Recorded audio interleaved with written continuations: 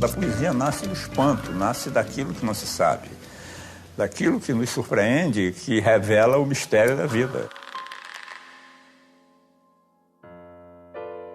Pode ser a coisa mais insignificante, aparentemente insignificante. O cara tem que saber manejar a palavra, ele tem que saber escrever, ele tem que ter o seu modo de escrever.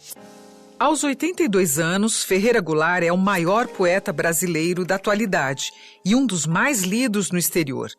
Ganhou o Prêmio Camões, o mais prestigiado da língua portuguesa. Por 3 anos foi indicado ao Prêmio Nobel de Literatura. Avesso à reverência, nada disso impressiona Goulart, que diz ser um poeta do acaso e não do ofício. Eu não posso escolher o que eu vou escrever, eu não sei. Se eu tentar fazer isso, não sai poesia, sai uma bobagem.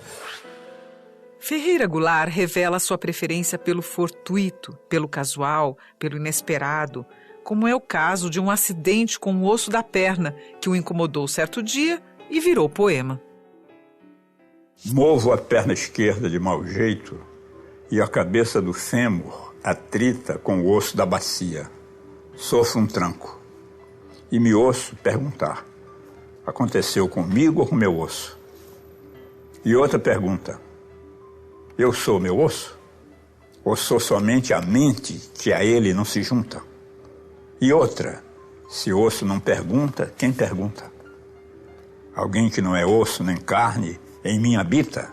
Alguém que nunca osso, a não ser quando em meu corpo um osso com outro osso atrita?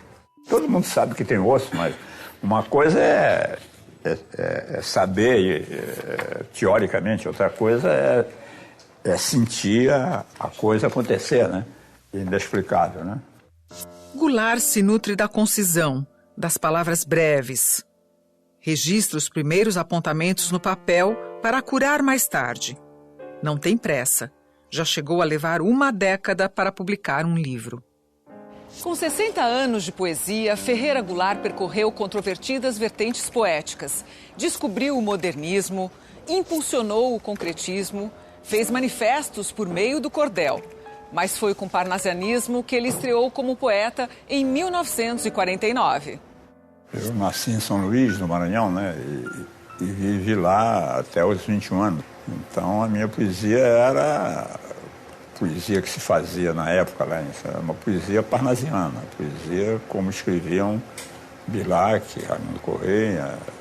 Não se tinha ainda tomado conhecimento da poesia moderna. Eu escrevi, publiquei um livro, que eu escrevi com 18 anos, mas esse livro eu reneguei, porque é um livro imaturo.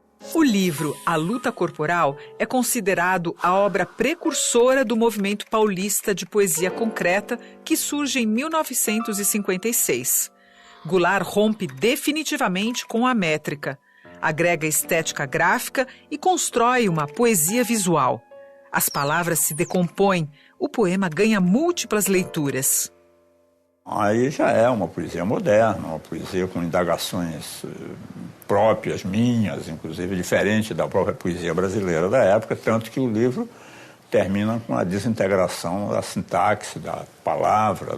É um livro que causou um certo impacto por isso, porque ele era um livro diferente. Depois da Luta Corporal, eu fui fazer poesia concreta, depois poesias objetos, poemas objetos, os poemas neoconcretos, e depois eu abandonei a vanguarda e entrei para a luta política e fui fazer poema de cordel puramente político, sem nenhum interesse literário maior, uma coisa realmente para contribuir para a reforma agrária, para a luta a favor do socialismo. E depois vem a ditadura, aí eu vou para o exílio, quer dizer, então mas nesse percurso a minha poesia retoma as formas modernas que eu tinha na luta corporal antes de desintegrar a linguagem e começa a desenvolver uma outra maneira de fazer a poesia, né? A retomada poética de Ferreira Goulart recupera o processo de vanguarda e se aproxima ainda mais das artes plásticas. São os poemas objeto. Um é assim, uma placa de madeira branca com um cubo azul em cima. Debaixo do cubo tem uma palavra. Você levanta o cubo, tem a palavra lembra. E assim eu fiz uma série de poemas e que depois combinaram com o poema Enterrado, que era uma sala. O poema era uma sala, no fundo do chão você descia por uma escada, entrava no poema e tinha uma série de cubos com uma palavra, no final a palavra rejuvenesça. Ainda hoje, Ferreira Goulart bebe na fonte do concretismo. Como numa fotografia, seus poemas registram um instante vivido. Da janela de seu apartamento em Copacabana, Goulart flagra a placa de rua e a eterniza num poema. A janela de meu apartamento, a rua do Vivier 49, Sistema Solar, Planeta Terra, Via Láctea. Limpo as unhas da mão por volta das 4h40 da tarde do dia 2 de dezembro de 2008, enquanto na galáxia M31, a 2.200.000 anos-luz de distância, extingue-se uma estrela. Goulart constrói poemas da mesma forma com que compõe colagens de animais excêntricos. Ele cultiva a busca incansável por novas formas e sensações. Eu estou trabalhando um dia, junto uns papéis cortados, jogo sobre uma folha branca e vejo que aquilo ali formou um bicho. Aí acho engraçado, aí começo a fazer outros e vou fazendo. Aí eu botei esse nome aqui, Zoologia Bizarra. Isso aqui parece um bicho berrando com outro, no grito. Essa aqui parece o quê? Uma aranha caranguejeira. Negra em seu veneno espera pacientemente pela vítima. É uma brincadeira. Nessa brincadeira, reafirma o conceito que já documentou em verso e prosa. Não faz arte para imitar, mas para reinventar o que existe. Desde que eu vi o primeiro quadro, a primeira reprodução, a primeira de pintura, eu gostei, me chamou a atenção e eu me apaixonei por aquilo. Eu quis até ser pintor, antes de ser escritor, antes de ser poeta, eu queria ser pintor. Virei crítico de arte, passei a escrever sobre arte.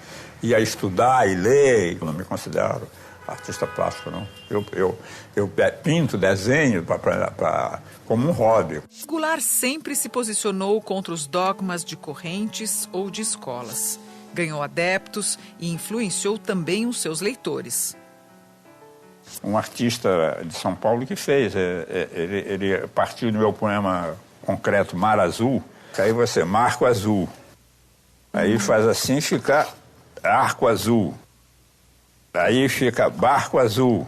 Aí termina ar azul, que é o fim do poema. Ele conseguiu, uma caixinha, fazer o poema inteiro. Hein? Como leitor, a primeira grande descoberta de Goulart foi saber que existiam poetas em São Luís do Maranhão, sua cidade natal.